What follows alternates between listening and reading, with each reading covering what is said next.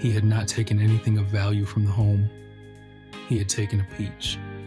He had drunk some milk, and then he had left. She rejected the gaming consciousness defense in clear terms, noting that Cam's behavior throughout the 8-hour police interview demonstrated that he was fully aware of the difference between what he had done and what it meant. His conduct, she said, was incomprehensible.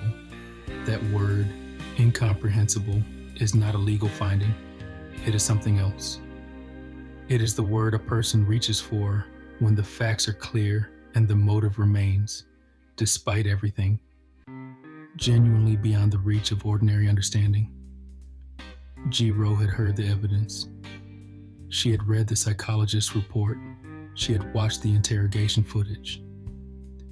And she arrived at the same place that investigators had arrived at 3 years earlier, on the day of the arrest, when the Vancouver police chief stood before reporters and said, "Frankly, your guess is as good as mine."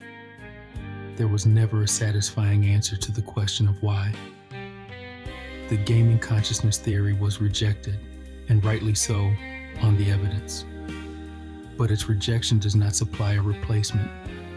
It does not produce a motive rooted in grievance or money or hatred or any of the frameworks humans typically reach for when they try to make violence legible.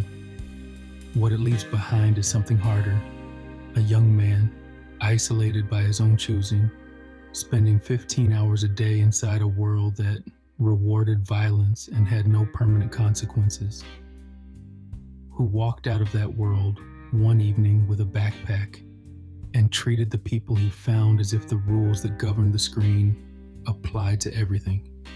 Whether that is a story about video games, or about isolation, or about the failure of something internal that most people never have to name, remains genuinely contested. Rowe called it incomprehensible and meant it. She was not being evasive, she was being accurate.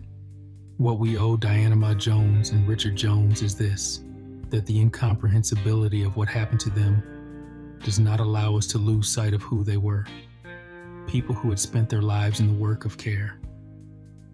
She in a formal professional sense, he in the quieter and equally real sense of making a home and a marriage and a life oriented toward other people.